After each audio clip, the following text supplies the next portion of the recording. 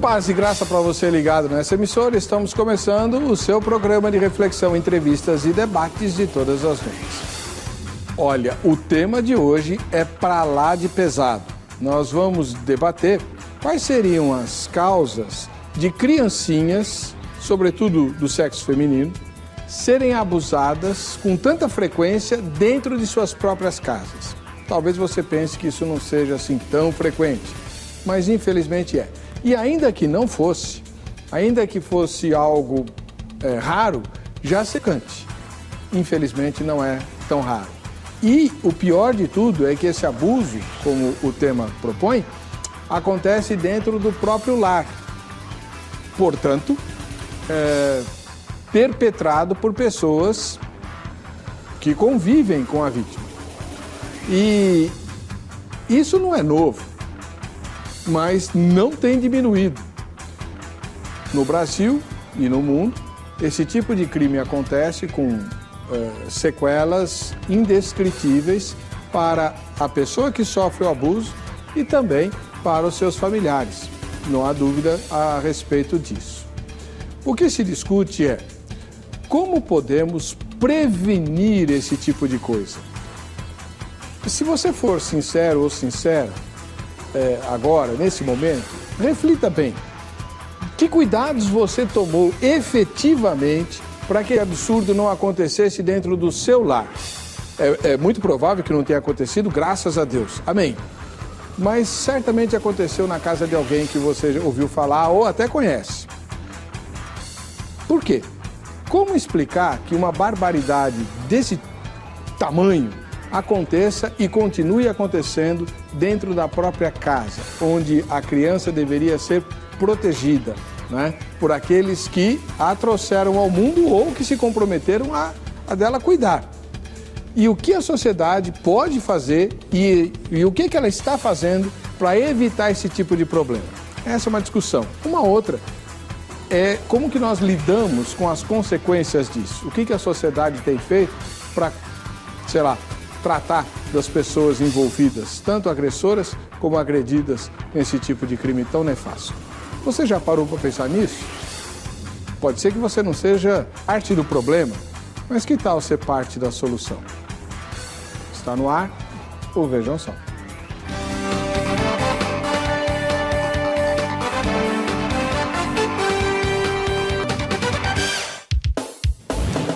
Olá!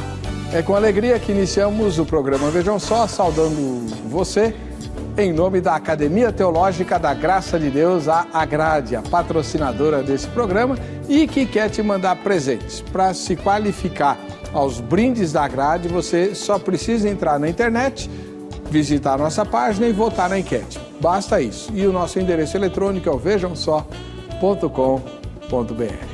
Para tratar desse assunto, está estreando hoje no Vejam Só, é a primeira vez que ela está conosco, a doutora Denise Robles. Ela é psicóloga e presidente fundadora da ONG Gotas de Flor.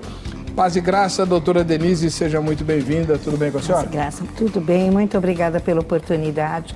E que bom essa preocupação de tratarmos temas desse nível para melhorar realmente a qualidade de vida e alcançar índices de felicidade, né? Há quantos anos existe a Gotas de Flor? São 22 anos, é um trabalho que eu comecei como voluntária, eu não imaginei que fosse virar uma ONG, mas acabou virando. E hoje a gente está aí com 300 crianças, um abrigo, o abrigo Anália Franco, e essa convivência com situações dessa natureza é uma constância, infelizmente. E o que eu gostaria até de ressaltar é que a preocupação hoje não são só mais com as menininhas, mas os meninos também têm sido muito abusados, muito violentados pela própria família. Então, essa é uma realidade que poucas pessoas falam. Né? Sempre as pessoas ficam constrangidas, mas é algo que acontece muito e que precisa realmente ser enfrentado de frente. Não dá mais para a gente fingir que não está acontecendo, né? Ok. Já me ocorreu uma pergunta, depois a gente vai discuti-la aqui, tá? Muito obrigado por a senhora estar conosco. Eu que agradeço. Do outro lado, me enchendo de alegria, sempre tem um prazer receber esse meu amigo pessoal, Dr. Jorge Melão, presidente do Sindicato dos Delegados de Polícia do Estado de São Paulo, ele que já desempenhou várias tarefas aí na cúpula da Polícia Paulista. Seja muito bem-vindo, Dr. Jorge Melão, paz e graça. Obrigado, pastor. Obrigado pela oportunidade de estarmos aqui novamente debatendo assuntos tão importantes para a nossa sociedade, assuntos de interesse da nossa comunidade e, por que não, do mundo. Pois é. O Dr. Jorge Melão, hoje ele está aqui como delegado de polícia, mas ele é um especializado e especialista em várias coisas, né? Entre elas, marketing político. Ele me deu esse livro, eu já li inteirinho, é muito legal, leitura muito gostosa, cheia de ilustrações muito pertinentes, muito recentes, discutindo a propaganda eleitoral, né? E outros meandros do marketing político. Tá aí. Muito obrigado, viu, doutor Jorge? Parabéns pela obra. Obrigado. Livro instigante, né? Inclusive, me permita, eu sei que não foi a sua intenção ao escrever esse livro, mas ele é muito útil para os pastores, porque, na verdade, o marketing político é um marketing de relacionamentos, não é verdade, doutor? Exatamente. O que a gente tenta explicar no livro, que o marketing político não é para transformar o político mal num bom político, como as pessoas costumam entender. Não é para transformar o político em uma mercadoria. O marketing político verdadeiro é aquele que vai traduzir a personalidade daquele político, identificando com o seu eleitor. Ou seja, vai buscar uma interação, vai buscar a personalidade do político e buscar, com essa personalidade, o eleitor que se identifica com ele. É essa aproximação que a gente busca fazer, sem maquiagem, sem perfumaria, sem aqueles truques que nós costumamos ver. Muito obrigado por estar conosco mais uma vez. Vamos ver a matéria que apresenta o tema e a gente já volta com a opinião dos convidados. Vejam só. A cada dia, pelo menos 20 crianças de 0 a 9 anos de idade são atendidas nos hospitais brasileiros que integram o Sistema Único de Saúde, o SUS, após terem sido vítimas de violência sexual. Os dados são do Ministério da Saúde. Em 2012, houve 7.592 notificações desse tipo de violência. O número corresponde a 27% de todos os casos de violência infantil registrados pelos hospitais.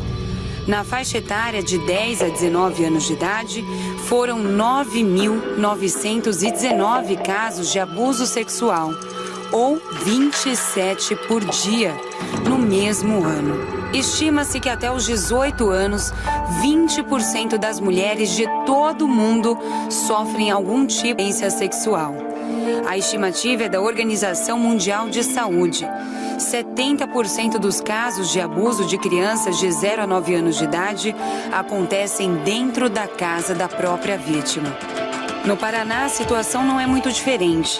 Em 2012, Foz do Iguaçu registrou a maior taxa de violência no estado contra crianças e adolescentes e tem o 12º índice de todo o país, com 180 registros de casos de violência sexual, incluindo estupro, assédio sexual, exploração sexual e pornografia infantil. A média representa 94,6 casos para cada 100 mil habitantes. O abuso sexual é a violência mais comum e ocorre no ambiente familiar, sendo que 10% são de assédio sexual, 12% estupro e 60% abuso sexual. Embora esses números sejam assustadores por si só, a quantidade de brasileiros vítimas de violência sexual na infância e na adolescência deve ser ainda maior. E a pergunta que fica é: como explicar que meninas sejam abusadas dentro da própria casa? Isso é o que vamos discutir agora no programa Vejam Só dessa noite. Pois é, e a pergunta ela foi elaborada pensando que nós estamos no século XXI, né? Com amplo acesso à educação. Se você comparar os tempos de hoje aos tempos de 100 anos atrás, né? Com o fortalecimento da imagem da mulher, que não é mais uma coitadinha, um objeto, como muitas vezes foi taxada, né, pelos machistas e tal. Enfim, como explicar isso. Eu gosto de usar um exemplo muito absurdo, mas os absurdos fazem parte da vida, não fazem? Suponha você que um marciano apareça para você e fala: eu estava te monitorando lá de Marte, você é uma pessoa muito sensata, muito inteligente, e a gente está tentando entender o que acontece aqui no planeta Terra e, sobretudo, no Brasil, porque o brasileiro é mais dado para os estrangeiros e tal. Então, ele vai te perguntar algumas coisas. Entre elas, como que você explica esse índice absurdo de violência contra criancinhas dentro da própria casa? O que você diria para o marciano? Pois é. Então, doutora Denise Robles, ela é psicóloga e preside a ONG Gotas de Flor, que atende crianças, todas do sexo feminino? Não, feminino e masculino. E são 300, a senhora disse? 200 crianças, tá? Desculpa, eram 300. Atualmente, a gente tem 200 crianças atendidas, sendo 180 de favelas e cortiços e 23 que moram conosco no abrigo Anália Franco, sobre a nossa responsabilidade. Né? O juiz tirou de casa vítimas e de violências, abusos, maus tratos e encaminhadas pela vara da adolescência e da infância. Então, doutora, com a sua experiência, como é que a senhora responde a pergunta tema de hoje na sua primeira fala? Dá para explicar esse tipo de coisa? Explicar, eu acho que a gente tenta, mas é muito difícil, né? É muito difícil. Parece que as questões hoje morais, está tudo muito solto, muito livre, liberto. Então as pessoas não têm tido muito esse respeito à dignidade, o respeito com o próprio corpo, o respeito com o corpo dos outros, das crianças, e muito menos a responsabilidade de pai para com filhos. E não é pai homem, não, é mãe também. Então, às vezes, a gente pega, principalmente no abrigo, crianças que foram violentadas pelos próprios pais, por tios, por parentes, por meninos ou meninas da comunidade. Então, o desrespeito hoje ele está, assim, num nível muito grande. E o nosso trabalho é o de procurar levar a questão de consciência, de reflexão de qual o nosso papel, do papel dos valores humanos, para que a gente possa resgatar a dignidade e o respeito para com as crianças ou jovens, né? E o respeito que tem que começar com a família. Então, se a própria mãe não se respeita, se o próprio pai não se respeita, como que a gente vai querer que aquela criança até avalie sendo respeitada ou não? Então, essa questão de diálogo, de transparência, de conversar e de não fingir que não está vendo. Porque às vezes existe também o comodismo por parte das pessoas. Isso nunca vai acontecer comigo. Ou nunca dentro da minha família. Mas às vezes isso está acontecendo já há bastante tempo. E as pessoas não querem enxergar. Então há necessidade sim de um diálogo mais franco, há necessidade das escolas alertarem e da gente poder comparar. Esse menino era tão alegre, ou essa menina de repente está embotado, triste, o que está acontecendo? Né? Ou esse menino abria, conversava e agora já não está mais conversando. Quanto do meu tempo eu paro para dar atenção para minha criança, para ouvi-lo, para escutá-lo, para ensiná-lo? Faz parte do processo educativo da vida também, né? Muito obrigado, doutora. Imagina. Agora a gente vai ouvir a versão do policial.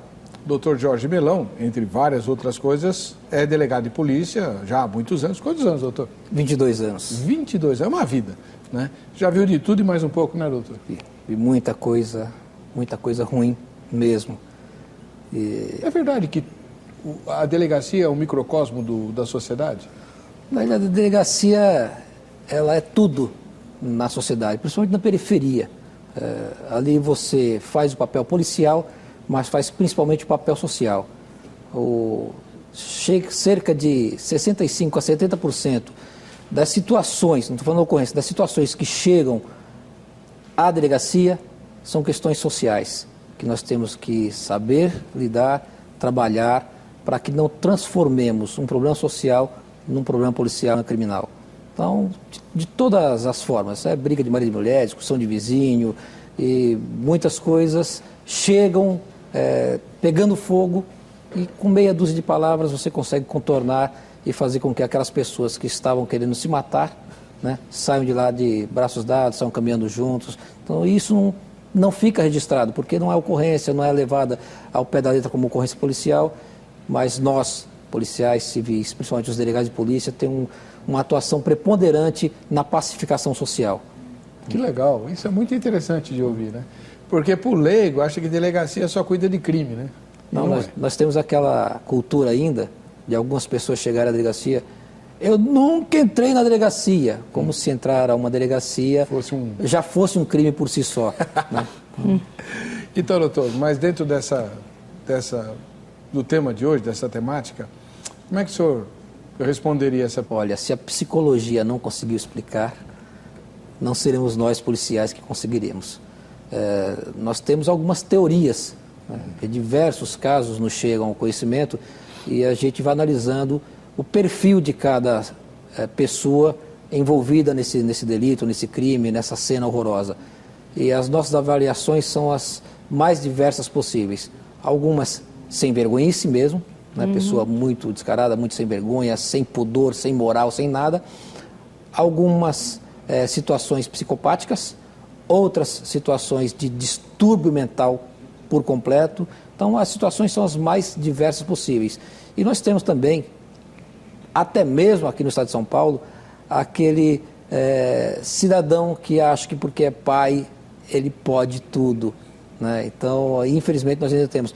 Isso acontece muito nos rincões do Norte e Nordeste, mas me deparei com ocorrência desse tipo aqui em São Paulo. E, para minha surpresa maior ainda, é que na reportagem citada, o estado do Paraná com altos índices, ou seja, a gente com aquela mania, aquela mentalidade de que essas coisas acontecem muito no Norte, Nordeste, no sertão brasileiro, e às vezes acontece nos nossos olhos e a gente não consegue enxergar. Pois tá aí. E você aí de casa? Vamos lá, vai. O nosso endereço na internet é o vejamsó.com.br. Lá você vai encontrar a seguinte enquete.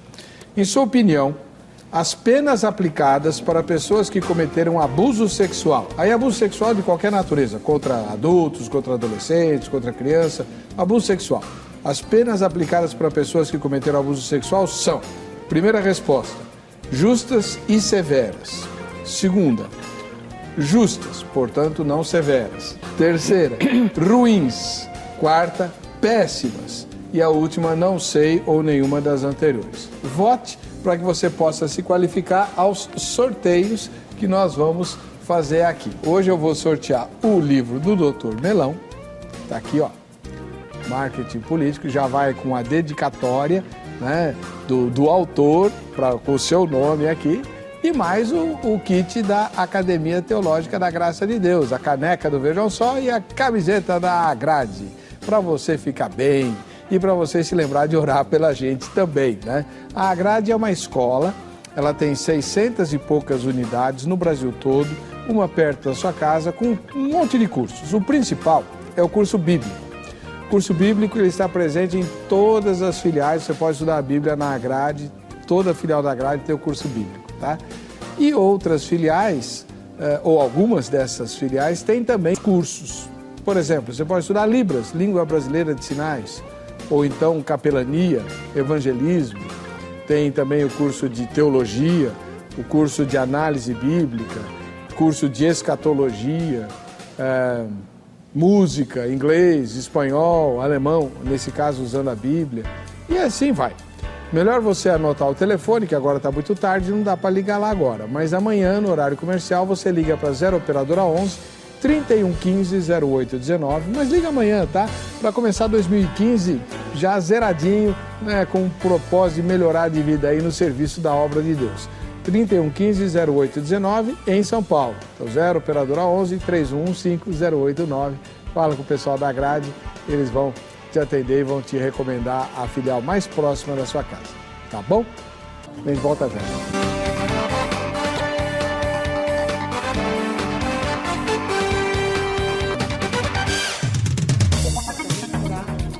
Muito bom, olha aqui, ó. eu estou aqui com flores, né? Flores feitas em papel reciclado. Vamos lá. Doutora Denise, quem que faz essas flores aqui? São os jovens atendidos pela organização social durante a semana. Eles frequentam de segunda a sexta-feira, no horário complementar ao da escola oficial. E aí fazem as flores. Esse é um dos trabalhos para que eles aprendam a preocupação com a natureza, com o meio ambiente, com a reciclagem de papel. E juntos ali eu preparo para o mundo do trabalho. Não que eles serão papeleiros, floreiros, mas que podem se adequar a qualquer ambiente de trabalho com igualdade. Que né? bacana. Olha só, em contato a gente consegue flores assim? Flores, porta-retratos, canecas do tipo da sua, que os próprios jovens imprimem. Então é um trabalho gostoso que o jovem também abre a sua visão para o mundo do trabalho e pode também atuar na sua empresa como jovem aprendiz. Eu vou dar uma dica para você de casa, você que é cristão, cristã, pega esse tipo de material, põe lá na sua casa, cada vez que você olhar, você vai lembrar de orar pelas vítimas da violência, né? Porque quando foi a última vez que você orou por uma vítima de violência, né? Que você não conhece? Quando foi? Né? A gente, quando ora, só ora em favor da gente mesmo, não é verdade? A maioria esmagadora das vezes. Então, tendo um lembretezinho desse, fala, olha, quem mexeu com isso sofreu uma violência indescritível da parte do pai, da mãe, do tio, da tia, né? Então, ó, Senhor, abençoa essa pessoa. Não sei o que aconteceu, também não importa, mas abençoa, cura, sara as feridas, porque as feridas ficam, né, doutor? E como ficam? Na verdade, é um processo doentio e que começa do próprio pai e da própria mãe. Por isso que quando a gente trabalha a família, a gente também procura entender e trazer para perto a pessoa que faz essa ação, porque ele precisa ser tratado. A senhora já lidou com o agressor? Já. E aí, o que eles falam? Primeiro é uma negação. Imagina, eu tenho maior respeito. Aí a gente vai conversando, são várias sessões, não é uma questão de um primeiro momento. Outras vezes eles projetam, eu também já fui vitimizado, então eu só faço aquilo que já aconteceu comigo. Ou eles posicionam, como o senhor muito bem colocou, eu sou o pai, eu sou o dono, eu posso. Quer dizer, que visão ainda é essa? Do tempo das cavernas, né? Então a gente vai trabalhando. E em paralelo, a gente trabalha e coloca a família também em conjunto. A mãe, o pai, o filho, o abusado, tá? E aí a gente vai tentando encontrar formas de buscar novas soluções. Formas de encaminhamento para tratamentos diversos. Porque se a pessoa não assumir que ele está errado, que ele faz esse tipo de comportamento, ele não vai nunca conseguir transformar. E a gente trabalha também com a figura feminina. Ela não pode ter medo de ficar sozinha, ela não pode ter medo de denunciar o seu parceiro, ter o medo de ficar sem dinheiro. Da mãe? Da mãe. Da mãe. Não da vítima? Não da vítima. A mãe normalmente protege o agressor? Protege. E por quê? A senhora, como psicóloga e mulher, me explique isso, que eu já ouvi isso milhões de vezes e não consegue entrar na minha cabeça. Isso. Nem na minha, doutor. Mas é muito essa questão de que assim, é melhor eu estar mal acompanhada do que estar sozinha. Mas aí, acompanhada do monstro? Exatamente. Olha, eu não consigo. Doutor Melão, o senhor já viu isso na delegacia? Diversas vezes. Não brinca. Diversas vezes, não foi um caso, não foram dois, não foram três. Foram inúmeros casos em que até a própria mãe ajudava o marido na agressão sexual contra a filha ou contra o filho, muitas vezes. E as desculpas são as mais diversas.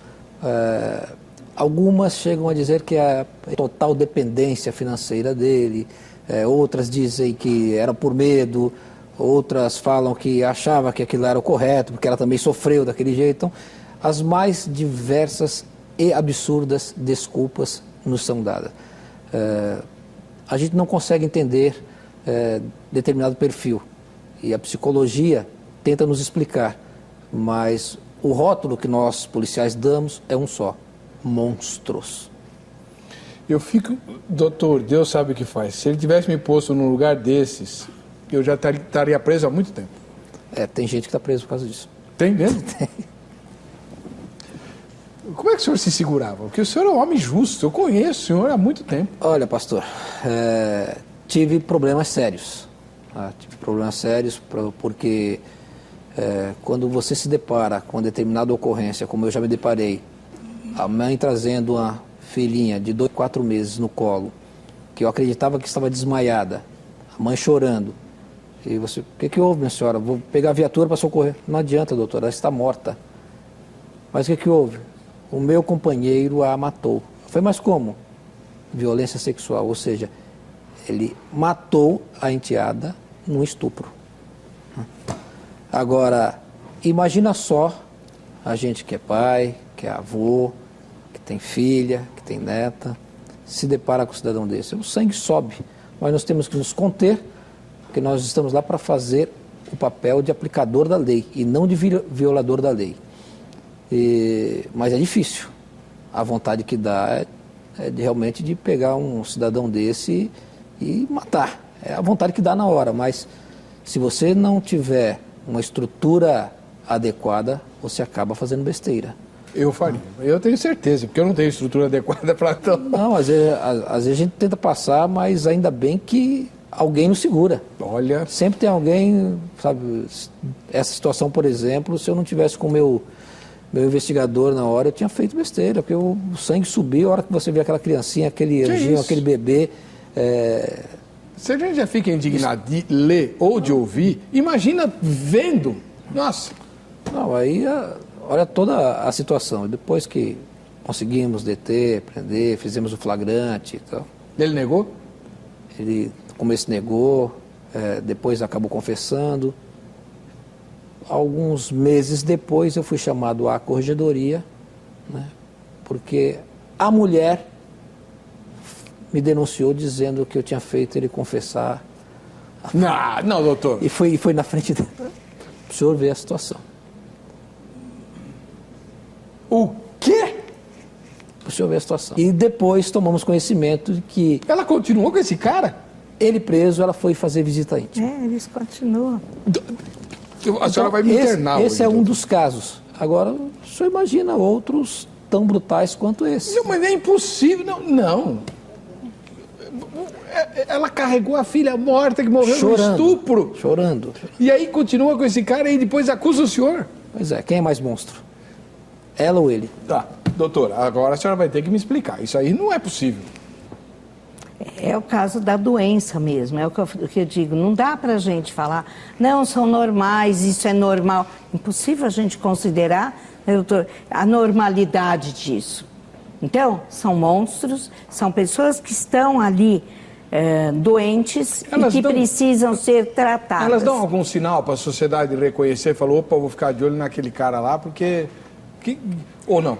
Olha, normalmente os próprios filhos acabam dando esses sinais. Então hoje, tanto no Abrigo Anália Franco, quanto fora, nós damos cursos para que as pessoas aprendam a olhar o que a criança está nos dizendo, o que o comportamento daquela criança nos diz. Aprende a olhar as marcas corporais daquela criança, aprende a olhar a dificuldade de fala, a emoção embargada, né? Então a gente vai ter assim que estar com um olhar mais refinado, porque também a gente não acredita que isso possa existir. Então passa meio assim batido. Mas doutora, né? Esse tipo de atuação a gente consegue ensinar as pessoas quando a criança tem uma vida social ativa.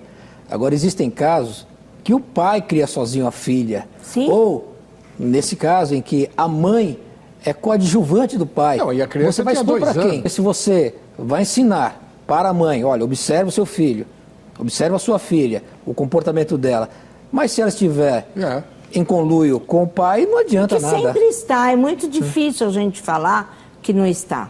Então, a responsabilidade é conjunta ali, mas cabe a gente ensinar a sociedade a observar, ensinar o educador, o professor, sabe, para que veja, porque se às vezes a família é tão omissa a ponto de nenhum querer enxergar, então nós temos que buscar uma forma de ajudar. Concordo plenamente com o senhor. Então, o nosso trabalho é, por exemplo, os educadores da organização, muitas vezes ficam cheios de raiva, de revolta quando recebem a visita dos pais. Mas vamos então começar a perceber melhor e marcar o atendimento e o treinamento, né, pedagógico e pedagógico, para que essa família repense e busque se tratar para que não continuem as violências e os abusos. Então, hoje, os próprios educadores da organização trazem os casos para que os psicólogos possam analisar e busquem a melhor forma de tratar o núcleo familiar. Porque não adianta eu tratar a mãe e não tratar o pai. Tratar o pai e eu não tratar um irmão. Porque isso que o senhor fala, irmãos de 9, de 12 anos, tá, já fizeram esse tipo de comportamento, de atitude com os irmãozinhos menores. Deixa eu perguntar um negócio para a senhora. Quando é assim, um irmão mais velho, nessa faixa de idade que a senhora disse, isso não faz parte de uma certa iniciação, ou sei lá, o garoto está se descobrindo como homem e tem a irmã do lado, que é a mulher mais próxima dele e tal. Até certo ponto isso acontece por conta... Então, tem que orientar os pais de que, seu filho é pré-adolescente, ele vai ter tendência de olhar para a irmã como uma mulher, ou não? Também, por isso que tem que ser um trabalho coletivo na família. Então, os pais têm que estar atentos. Agora, se a gente pensar, por exemplo, um menino de 12 anos com uma criança de 2 e 3 meses... aí não. O senhor me entende? Então, às vezes, a gente não pode querer passar por cima das situações, faz parte do despertar da sexualidade. Sabe, me desculpa. Não faz, né? Lógico. Sabe, nada faz parte do despertar da sexualidade. Por isso que cursos de sexualidade, de orientação sexual, devem fazer parte das organizações sociais ou das escolas formais, sabe, para que a família esteja em conjunto, se tratando ou preparando de uma digna, para que esse jovem não aceite que é tão fácil, é tão simples. Né? E as crianças acabam não se denunciando. Tem medo, tem ameaça, sofrem bullying. Então, sabe, é uma coisa que vai ficando cada vez mais escondida. Então, hoje a gente precisa falar muito, alertar muito, para que essas situações não continuem a ocorrer. Doutor Melão, é natural que esse tipo de coisa aconteça na periferia, com gente mais pobre, muitas vezes alcoolizada e tal, mas de vez em quando acontece na sociedade, mas assim, né? De vez em sempre. O que acontece é que a elite ela se blinda, né? Ela consegue se proteger mais dos escândalos sociais. O que acontece com algumas famílias tradicionais que acabam se envolvendo nesse tipo de delito? Se blindam de uma forma e mudam para outro país. Então, acaba se protegendo ou se desvencilhando de um delito que ele cometeu e não vai ser chamado à responsabilidade. Eles têm esses recursos para se blindarem mais, mas não é tão incomum ocorrer no meio social da burguesia brasileira, do pessoal que tem um poder aquisitivo maior. Simplesmente eles se blindam. Eles não querem deixar que aquele escândalo se transporte para a sociedade dos comuns, dos mortais somos nós. Agora nós temos que nos ater também, Heber, que existem outros tipos de conflitos que levam à situação contrária. Tivemos alguns casos aí nas delegacias em que eu trabalhei, em que a família acusava falsamente a pessoa de ter cometido um crime sexual contra a filha, contra o filho, apenas e tão somente para poder se beneficiar financeiramente. Credo, doutor? Não foi um caso que eu tive, não foram 2 casos. Eu tive aproximadamente uns 6 a 8 casos nesse sentido. Disputa familiar por herança, disputa familiar por bens particulares. Apelar para isso. Essa é uma mancha que nunca mais sai. Principalmente a esposa contra o marido. Principalmente nos casos em que a esposa está sendo passada para trás, o marido está buscando uma nova companheira, ela se sente ofendida, ela faz de tudo para destruir esse marido que ela disse que amava. Tem que fazer a investigação, doutor? Oi? E tem que fazer a investigação? Tem que fazer a investigação. Aliás, é o essencial. Tudo que chega ao nosso conhecimento, nós não podemos acreditar 100% logo de cara. Nós temos que desconfiar de tudo e de todos. Fazer um trabalho clara e limpa, porque nós temos que dar a resposta justa para a sociedade. E não a resposta que a parte quer. Né? Vou lhe dar um exemplo aí que não foi nesse sentido de agressão sexual familiar, mas que chocou o Brasil todo. A escola base. Foi. Todos nós lembramos, ou seja, quem tem a nossa idade lembra perfeitamente o que aconteceu com a escola base. É uma escola estruturada, onde os proprietários foram acusados de terem violentado sexualmente os alunos, destruíram a escola, acabaram com ela e depois descobriu-se que era um produto que as crianças estavam usando, que estava dando irritação nas partes íntimas das crianças. Ficou comprovado que não houve qualquer tipo de agressão sexual, mas até hoje a família nunca se reergueu. Os proprietários da escola base não conseguiram se levantar, nunca mais. Carregam aquela mácula e a sociedade ficção primária, ou seja, não investigou direito, condenou junto com a imprensa logo de cara e transformaram aquelas pessoas de inocentes em réus, em acusados, executados do dia para a noite e destruíram toda uma história daquela escola na comunidade. Então nós temos que nos ater a isso também, que as falsas ocorrências é em razão de brigas internas na família e não são poucas.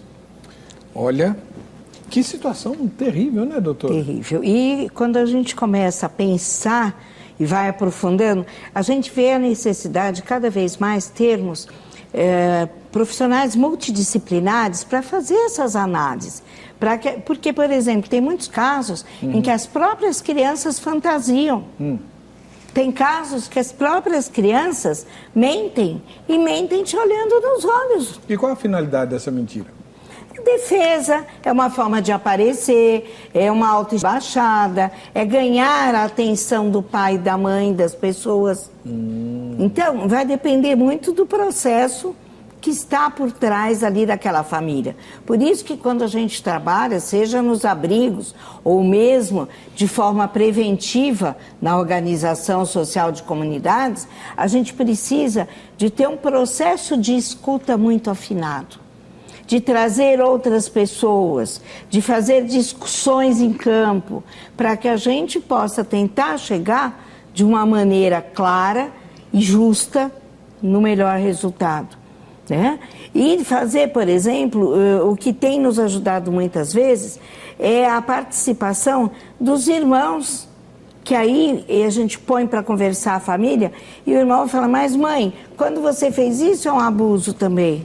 E às vezes situações que parecem que não são abusivas, mas são. Tá? Nós temos uma menina da comunidade que ela chegou muito angustiada, a gente percebia que ela estava querendo falar, e no meio da angústia ela veio trazer um problema que pai e mãe dormem no mesmo quarto com ela e com o irmão pequenininho. E que eles assistem filmes pornográficos dentro do quarto, na frente dos filhos. Fazem sexo na frente dos filhos. Então... Qual a idade dessa menina? Ela 14 anos e o irmão acho que 5 anos. Aí ela veio, eu não quero...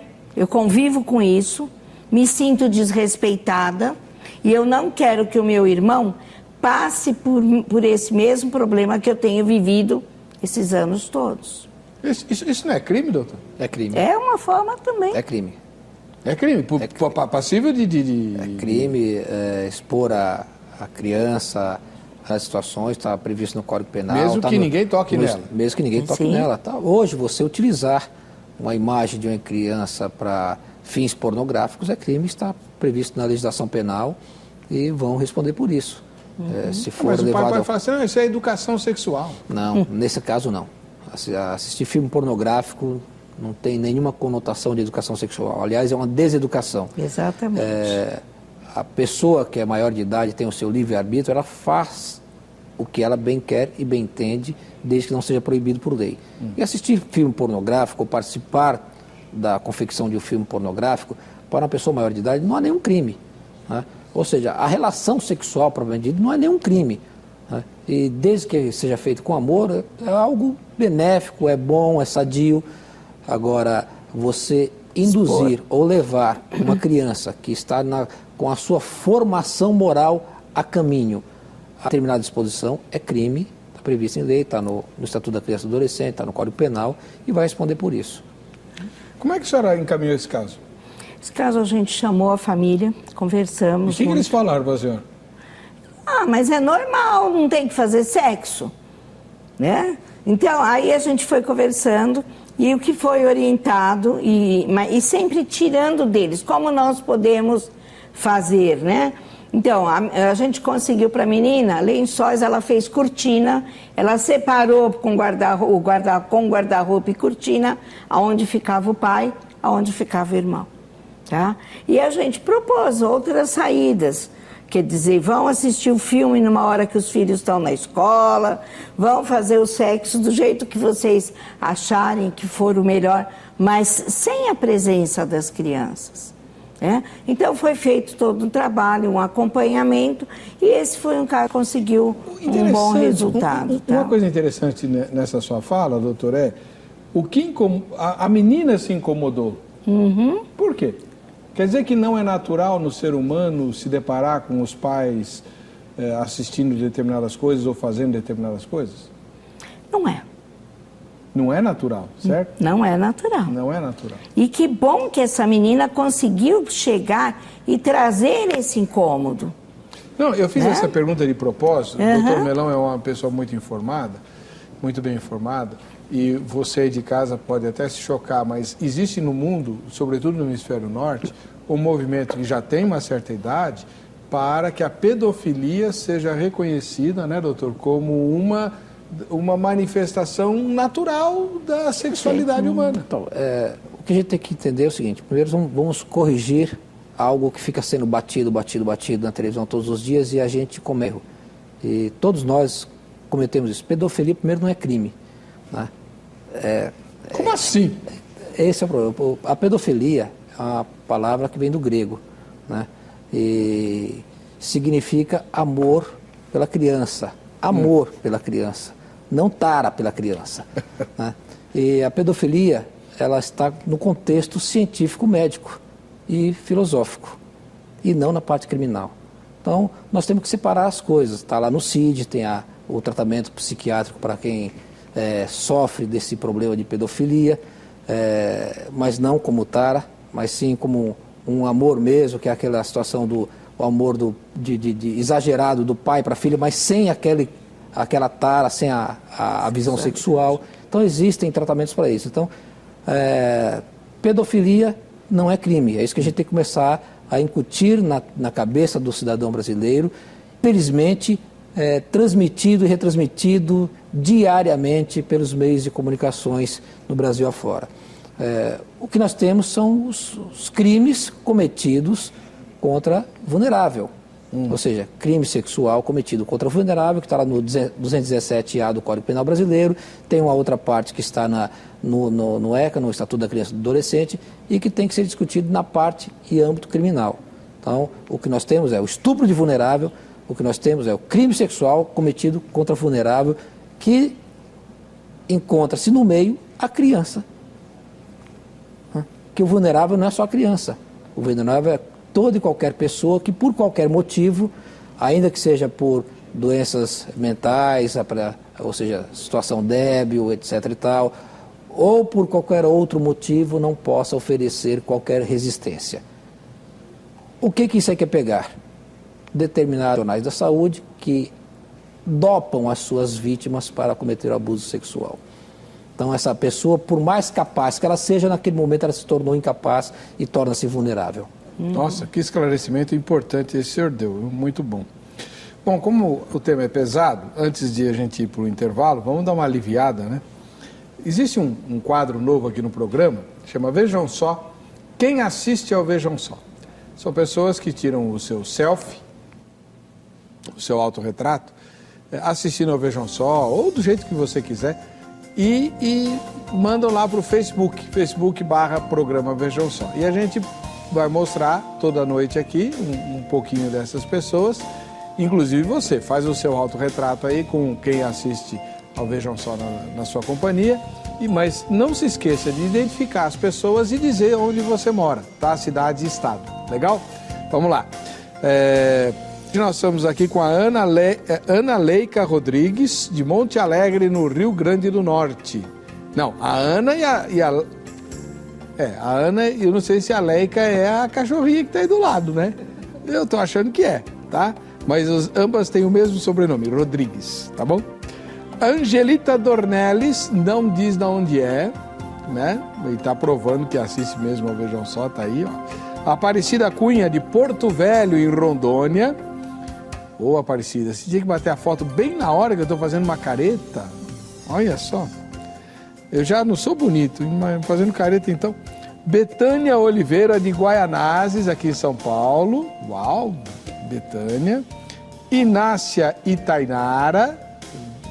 Felizes da vida, apesar de já ser tarde, né? E a Daniela e Rafaela, aqui de São Paulo, capital. Ah, Rafaela Malcri, né? Tá joia. E cadê a sua foto? Né? Bate aí o seu autorretrato e põe lá, Facebook/programa Vejam Só. Não esqueça de se identificar. A partir dessa quarta, eu vou começar a mostrar os presentes que uma dessas fotografias vai ganhar. E olha, põe presente nisso, viu? A gente vai pro intervalo, volta já.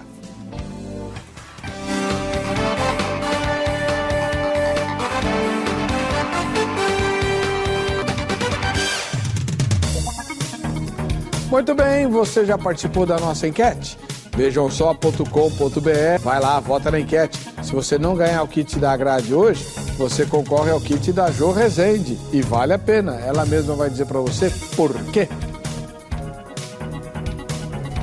Oi, amigos, estou aqui mais uma vez para dar uma dica para você, ó. Tenho certeza que vai ficar feliz com a minha dica de hoje. Você que está passando aí por uma queda de cabelo muito forte por excesso de química, alisamento, amassamento, escova definitiva, escova progressiva. Você também que está com psoríase, que passou por radioquimioterapia. Eu tenho uma linha de tratamento de cabelo natural para você poder conservar os seus cabelos, né? Porque homem careca e mulher careca não dá. Essa minha linha é totalmente natural. Eu tenho kit de beleza que você pode adquirir pelo meu site. Kit de cabelo seco, kit de cabelo normal, kit para cabelos oleosos e agora uma novidade. Estou lançando o kit restaurador, que é para um cabelo que passou por química, por excesso de tintura, alisamento, escova progressiva e definitiva. É o kit restaurador, que já vem completo para você cuidar do seu cabelo. E caso você queira marcar uma avaliação comigo, ligue para mim e faça uma agenda para um horário para o seu trabalho. Lá nós fazemos tratamento de terapia com massagens terapêuticas para recuperar o seu fio de cabelo e eles voltarem rápido. Gostaram da minha dica? Tenho certeza que você vai lá, vai tomar um cafezinho, um chazinho comigo. Muito bem, nós estamos aqui, né, com o Gotas de Flor com Amor, cultivando sonhos, colhendo cidadania. Bonito o folder, né? E tem umas fotos aqui muito, muito bonitas. Quem olha essas fotografias jamais vai dizer que essas crianças um dia tiveram um verdadeiro pesadelo. Olha esse garoto aqui atrás, ó. Né? Bacana. São crianças lá? São crianças da própria instituição, né? E a gente faz questão de mostrar as crianças bonitas como elas são, felizes como elas são. Porque esse é o objetivo. Dá uma olhada aqui. Não mais crianças que estão sujas, largadas, vitimizadas, mas que estão tendo uma oportunidade de, através dos valores humanos e do trabalho em conjunto com a família, elas serem encaminhadas para um mundo melhor, são capazes de terem sonhos, de conquistar seus sonhos, e isso nos deixa felizes. Hoje já são jovens que estão fazendo ou que terminaram a faculdade. Temos um garoto que está fazendo um intercâmbio em Toronto, né, da organização. Então, são meninos da comunidade que a gente está conseguindo ajudar a realizar os seus sonhos. Posso sonhar, é capaz de sonhar e posso atingir. E para isso a gente depende do quê? Da ajuda de todas as pessoas, da colaboração de cada um, porque sozinho a gente não consegue construir nada. Então é um trabalho aí de Deus no sentido de estarmos juntos, de acreditarmos na alegria, de acreditarmos no verdadeiro amor e na possibilidade de transformação para que a gente possa contribuir para um mundo melhor, mais digno e solidário, né? Doutor Melão, é uma pergunta de homem para homem, né? E de pai para pai. O senhor também é pai, né? O senhor já é avô também, né? 3 netos. 3 netos? Que maravilha. Beleza. Então, o pai, o homem, ele tem aquele papel, já está dentro dele, ser o protetor, o provedor e tal. Como é que um pai agride a própria filha e diz, mas minha filha, eu sou o pai e tal? Já escutamos isso e não é nem questão do homem, né? Isso é próprio da natureza. A gente verifica no mundo animal que os animais do sexo masculino também têm essa tendência de proteger o seu curral, o seu banho, né? Tem essa finalidade. Então, mas infelizmente, algumas pessoas, né, que nós chamamos de monstros, né, tem esse tino, tem essa sensação de que ele é o pai, ele é o dono e ele pode tudo. Né? Infelizmente. E o que nos causa espanto é encontrar isso numa cidade igual São Paulo, onde o meio de comunicação é violento, o meio de comunicação nos mostra de tudo, ou seja, não tem informação quem não quer. Então ele não pode dizer que ele é o dono da filha, que ele é o dono do filho e que ele pode tudo, porque todos os dias nós temos informação de que isso não é verdade. Agora, a gente é surpreendido numa ocorrência em que o pai chega dizendo exatamente isso, e o pior, com o apoio da mulher, que é a mãe da criança, dizendo que não, eu pensava que era normal e que ele que mantém a casa, quer dizer, achava que porque ele provém a casa, né, porque ele é que mantém a casa, muito mal mantida por sinal, que podia tudo. Né? Então chegamos até o ponto de ter ocorrência em que o indivíduo falava que ela um dia ia ser de alguém mesmo, então eu queria ser o primeiro. Meu Deus do céu. Os absurdos. Como é que uma menina dessas fica? Quando vocês recebem ela lá no abrigo, ela chega de que jeito? Olha, normalmente são crianças que não sabem nem brincar mais. Sabe? Perderam aquela capacidade, a inocência, né? O olhar embaçado, apagado, sem vida, né? E são retiradas e vêm com a roupa do corpo. Acabou. Começa uma nova vida. Então a gente hoje faz muito questão de um acolhimento legal, de levar, sabe, rodas de discussão dentro do abrigo. Vou fazer uma pergunta para a senhora, um tanto quanto delicada. É possível restaurar nessas meninas o encanto pelo sexo oposto, pelo sexo, por ser mãe, etc., ou isso já acabou sendo destruído? Olha, eu vou dizer para o senhor que eu acredito no ser humano e acredito na vida. E que a gente, através da psicologia, procura promover de novo, voltar a ter esse encanto, voltar a acreditar. E a gente tem conseguido bons resultados. A gente tem as meninas que estão começando a casar, mas casar não para fugir de situações, mas para constituir uma família, para ser feliz. E agora, tem aquelas que já a gente às vezes nem sempre consegue. Mas, em geral, a gente tem conseguido. Algumas ficam com distúrbios de sexualidade, não querem trabalhar, vai levar um tempo maior dentro do psicológico para reparar isso. Né? Mas a gente tem conseguido sim, e é através do amor, é através do resgate à família, sabe, colocando essa criança junto e fazendo com que essa família volte também a se reestruturar. Então é todo um trabalho coletivo para que não fique, marcas sempre vão ficar, mas que as sequelas sejam sempre menores do que o amor possa significar para essas crianças, né? Então, hoje a gente tem feito, sim, um trabalho para que elas consigam resgatar. Algumas se jogam no sexo com os traficantes, se entregam o seu corpo, no sentido de que é melhor estar com um traficante, é melhor estar com uma arma na mão, do que estar numa família que nega o que está acontecendo na sexualidade dentro da casa. Tá? Então a gente tenta realmente mostrar que não dá para viver de ilusão, mas que dá sim para tratar, trabalhar, e que ela pode recomeçar o próprio amor, recomeçar o próprio caminho, para que possa dar esse salto na sua qualidade de vida. Nós temos hoje grandes mães que passaram por esse problema e que hoje tratam com afeto, com amor, com muito carinho os seus filhos. Então eu acredito sim na vida, acredito em Deus e na transformação do ser humano, né? Porque, se eu vou ser sincera, se a gente não acreditar, a gente não consegue fazer o trabalho. O senhor também acredita no ser humano, doutor? Acredito. O dia que eu não acreditar, eu tenho que dar um tiro na minha cabeça, porque eu sou um ser humano. Pastor, tem uma outra coisa que eu gostaria de que seria interessante o público ter conhecimento.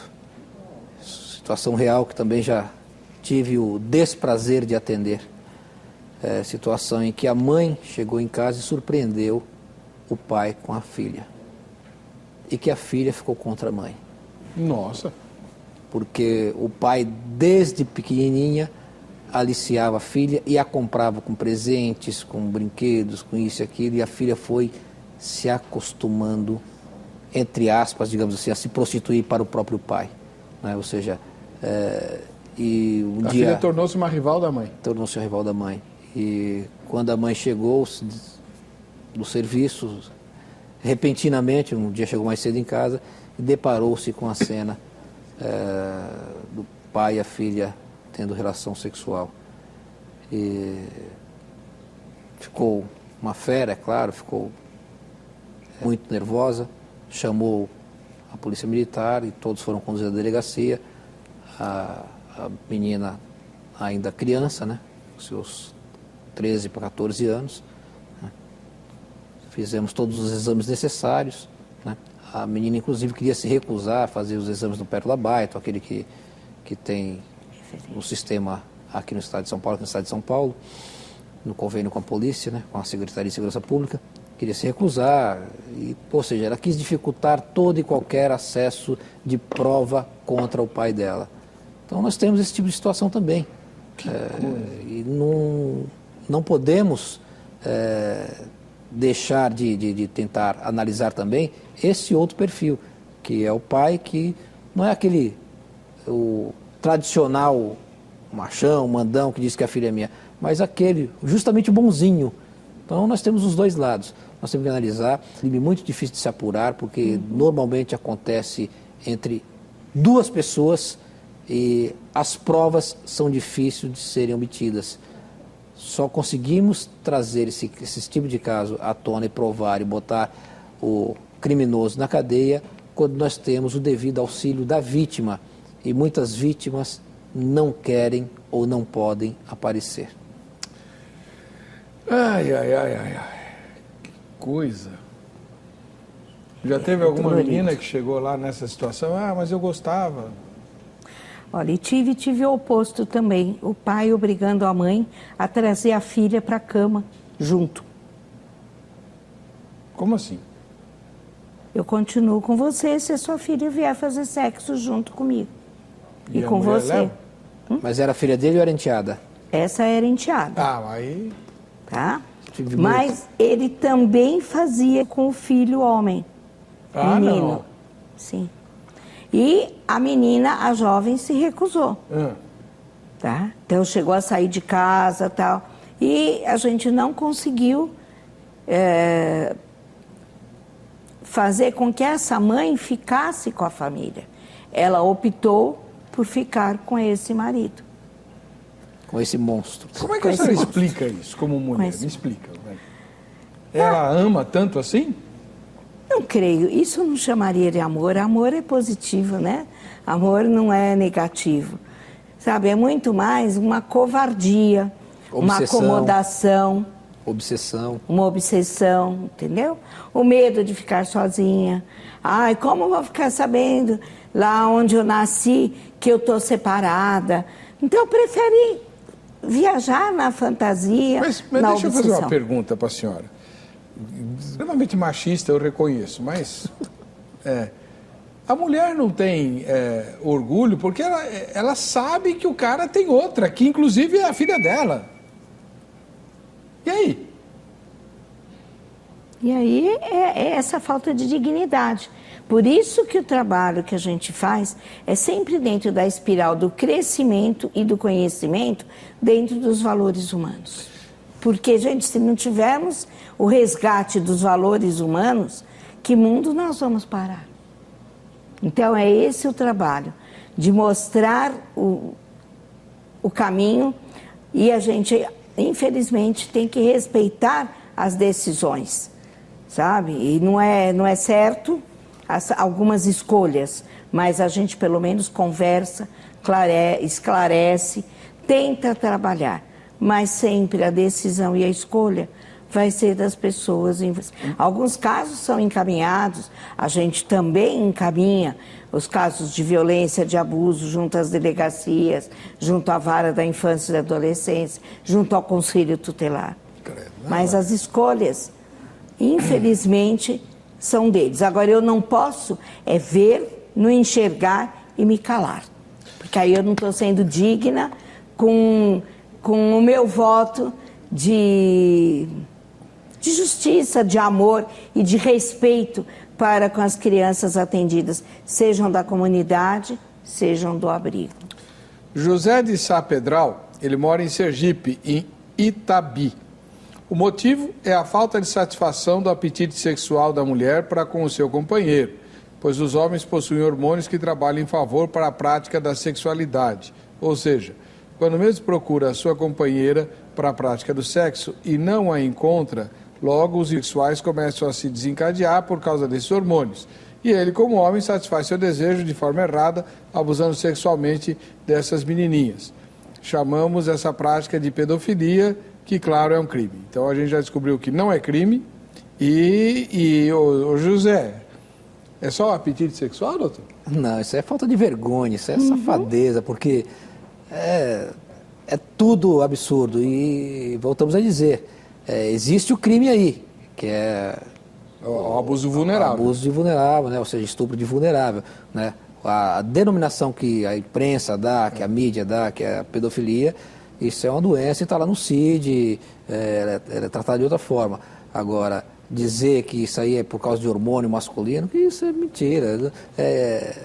Não existe qualquer vínculo. Isso aí pode perguntar, não só para mim, porque eu sou homem, né? Então eu tenho os problemas que todos os homens têm.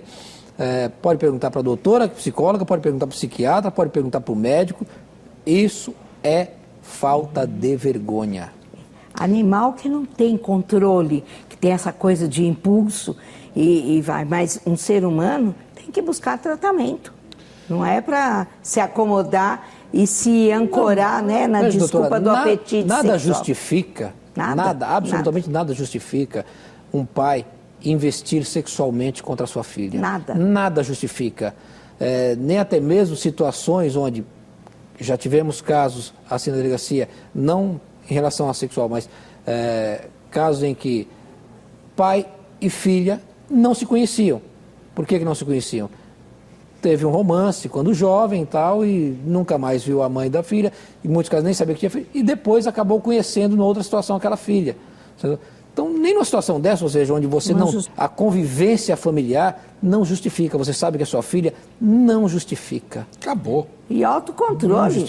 Você é um ser humano. Então não pode, sabe, sair por aí com esse comportamento. Outra coisa, nós estamos falando de menininhas. Então não interessa, nem que não seja filha. Que ser humano, né? É uma criança, peraí. Ser humano. Né? Blenda Solski, de Chapecó, em Santa Catarina.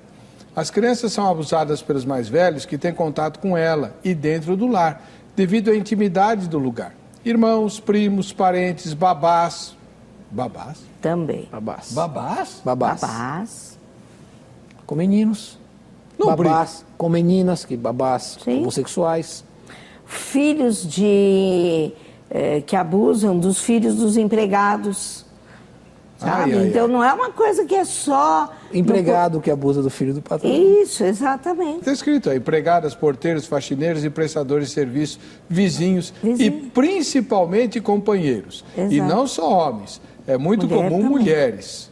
É verdade. A cantora Adriana Calcanhoto declarou em show ao vivo: se meu pai soubesse o que eu e a empregada fazíamos na sala enquanto ele assistia TV no quarto, ai, ai, ai. Isso se dá devido à facilidade de influenciar a criança e também porque muitas delas não sentem ainda determinadas sensações e confiam nas pessoas. Ninguém imagina que uma mulher vai dormir com uma criança e abusar dela, especialmente se for uma menina, mas o risco é grande. Então existem mulheres que abusam também? Mulher, a própria mãe abusa também do filho e sente prazer, revelam o prazer que isso lhes dá, como se fosse algo normal. Então a gente tem que estar sempre muito perto, educando, orientando e, como eu coloquei, não só em relação à menina, mas também em relação a meninos. Tá aí uma ocorrência que eu nunca peguei. Nunca Mãe pegou, com doutor? Mãe com filhos ou filhas, não. Não, Doutor. mas babá o senhor pegou? Também não. Nós já Nós pegamos pegamos situações... Empregados. Empregados. Empregado, era jardineiro de uma família de classe média alta que abusava da filha do patrão. Ganhou a confiança e... Motorista, então, nem se fala, né? Não tive caso, mas... O motorista Os começa anais abusando da mulher do patrão, né? Segundo os filmes clássicos, né? A culpa é sempre do motorista. Aqui no Brasil. No exterior é do mordomo. É, o mordomo. José Samor Victor, da capital do Rio de Janeiro. As crianças são abusadas porque são mais fracas. Nesse mundo vale a lei do mais forte. As crianças logo aprendem isso em casa mesmo. E quando entra a creche ou a escola, aí há uma leve diferença nos dias de hoje, que com certeza os ilustres convidados saberão explicar. Mas a maior diferença são as câmeras escondidas, que provam o que não se conseguia provar. Ainda existe isso em relação a pobres, órfãos e negros, que são criados por outras famílias como escravos, inclusive sexuais. O famoso jornalista Paulo Francis falou no GNT sobre seu hábito de chegar tarde em casa na luxuosa Zona Sul carioca e, como seus amigos, sodomizar a empregada doméstica. Inclusive, nos anos 80, os pais costumavam trazer meninas do interior para proteger os filhos das drogas e da AIDS. Credo! É o submundo. Credo! O submundo, que pelo que o senhor leu aí, não da periferia. Não, Sim. da Zona Sul carioca. Então, Meu Deus. Olha, vamos ver o que a nossa repórter ouviu.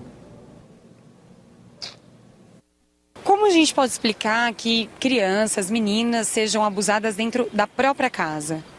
Olha, isso daí eu acho assim que é de convivência, entendeu? A pessoa que ela já passou por um ato sexual aí, um abuso, ela vai fazer, não todos, é claro, não todos, mas geralmente eu tenho essa concepção, quem faz é porque já foi abusado. Pelo que eu verifico e procuro me informar atualmente, a maioria dos casos que acontece, não querendo dizer que eu sou preconceituoso, mas geralmente é em favela.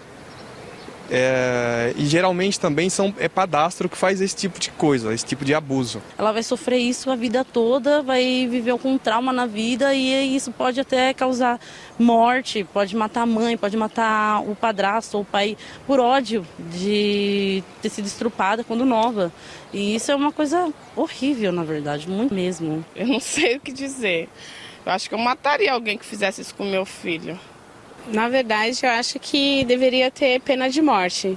O pai abusar de filho, tem que ter pena de morte. Eu sou a favor da pena de morte. Mas eu acho que é questão de doença mesmo, assim. Não sei nem te informar, é meio que complicado pra caramba.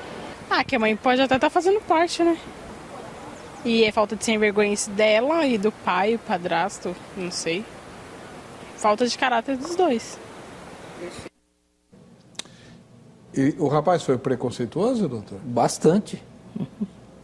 Totalmente preconceituoso. Talvez em relação ao tipo de informação que ele tem no dia a dia, ao tipo de leitura de jornal que ele tem acesso, ou até mesmo o ambiente que ele convive, mas ele foi totalmente preconceituoso.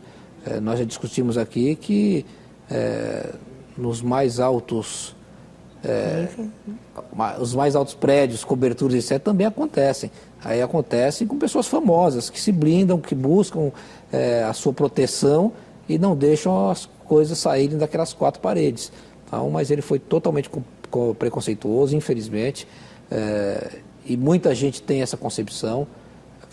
Favela, você não mora porque você quer, você mora porque você não tem para onde ir.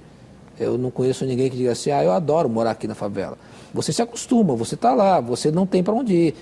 Quem não gostaria de morar numa bela casa, confortável, com recursos e isso e aquilo? Aqueles que buscam ali se esconder, que são os bandidos, traficantes que procuram se misturar, é porque é o melhor caminho para fugir de abordagens policiais, né? Então, infelizmente, nosso entrevistado foi totalmente preconceituoso. Ainda bem que ele reconheceu, né? Não poderia ter dito o que disse, mas, não podia mesmo. Mas é bom para a gente discutir e até mesmo rebater o que ele disse. Eu me lembro de um caso, não tem a ver com abuso de criancinha, mas eu me lembro de um caso que repercutiu muito na imprensa. Uns rapazes aí foram acusados de perseguir e abusar de uma senhora às 5 horas da manhã que estava indo para o ponto de ônibus. E todos os rapazes de classe média alta. E a desculpa deles, a gente achou que ela era uma empregada. Quer dizer que se fosse uma empregada, podia. Essa é a ideia que os pais de classe média passam para os filhos. O pobre que mora na favela está aí para nos servir, como aquele e-mail que nós lemos aqui, né? É isso que tem que ser mudado, né? Não dá mais para a gente achar que é só na favela. A favela só existe porque tem uma classe mais abastecida que vai buscar drogas, tá? Outras coisas ali e mesmo sexo. Não, do doutora, mesmo jeito... Existem outras coisas que a favela traz. Então, exato. Eu vou lhe dar um exemplo. Temos ali o Morumbi e ao lado nós temos uma favela. Por que essa favela está ali ao lado do Morumbi, onde tem mansões, casarões, prédios de luxo? Porque é da favela que sai mão de obra barata para exercer as funções domésticas para a burguesia. Exatamente. Então, o capital faz essa situação covarde e essa desproporção na camada social. A diferença social é muito grande e gritante, justamente para que se mantenha alguns com muito e muitos com pouco ou sem nada. E não precisa ser no Morumbi, não.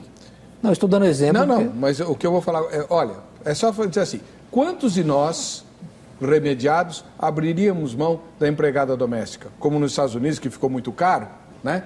E aí, então, cada um tem que se virar, porque só muito rico lá é que tem empregada doméstica, né? Quantos de ou nós importa os latinos, né? Ou então, exatamente. Ou pega o baixo. Clandestino. Que é o clandestino. Mas nós não abrimos mão. Então, por isso que a favela... O senhor matou na mosca, como costuma fazer. O programa acabou, infelizmente nosso tempo se foi. Doutora Denise Robles, muito obrigado por ter estado conosco. E o doutor Jorge Melão, mais uma vez, muito obrigado. Agradeço. O contato dessas duas figuraças, né, dessas duas pessoas tão sábias e que Deus dotou de uma capacidade que eu não tenho de lidar com esse tipo de problema e ajudar a resolver, né, as situações, está no site vejamsó.com.br. Você pode endereçar seus e-mails, convites, eles os aceitarão com muita alegria, tá bom?